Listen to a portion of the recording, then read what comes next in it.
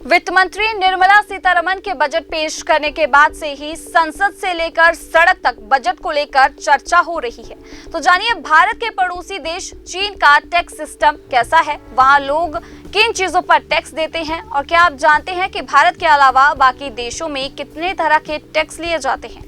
आज हम आपको भारत के पड़ोसी देश चीन के बारे में बताएंगे, जनसंख्या के मामले में, क्योंकि चीन अब भारत के बाद दूसरे नंबर पर आता है। ऐसे में ये जानना जरूरी हो जाता है कि वहां की सरकार जनता से कितने तरह के टैक्स वसूलती है। केंद्र सरकार में वित्त मंत्री निर्मला सीतारमण के बजट पेश करने के बाद विपक्षी पार्टियां लगातार विरोध कर रही हैं। लेकिन क्या आप जानते हैं कि भारत के पड़ोसी देश चीन में सरकार कितने तरह के टैक्स वसूल रही है। बता दें कि चीन में भी मुख्य तौर पर 3 स्तर पर आम जनता से टैक्स लिए जाते हैं। इसमें कुछ टैक्स सेंट्रल गवर्नमेंट, कुछ टैक्स प्रोविंशियल गवर्नमेंट और लोकल अथॉरिटी की ओर से लोगों से वसूला जाता है। रिपोर्ट्स के मुताबिक चीन में मुख्य तौर पर 14 तरह के टैक्स से ज्यादा वसूली होती है, जिसमें VAT, business tax, income tax शामिल है। बता दें कि चीन का ये टैक्स सिस्टम लगभग भारत से मिलता जुलता है, क्योंकि भारत में लोकल, राज्य और केंद्र सरकार की ओर से टैक्स वसूला जाता है। अब सवाल है कि आखिर प्रोविंशियल टैक्स क्या होता है।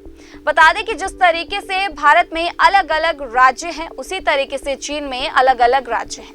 इन राज्य की सरकार को प्रोविंशियल सरकार कहा जाता है। राज्य का हेड यहाँ का गवर्नर होता है। चीन में कई अन्य तरह के टैक्स भी लिए जाते हैं, जहां पर्यावरण संरक्षण के नाम पर भी कई टैक्स वसूले जाते हैं। जैसे लकड़ी के वेस्ट को कम करने के लिए यहां फर्नीचर टैक्स लिया जाता है। इसके अलावा जो लोग घरों में कुत्ता रखते हैं, उनके मालिकों को सरकार को टैक्स देना होता है।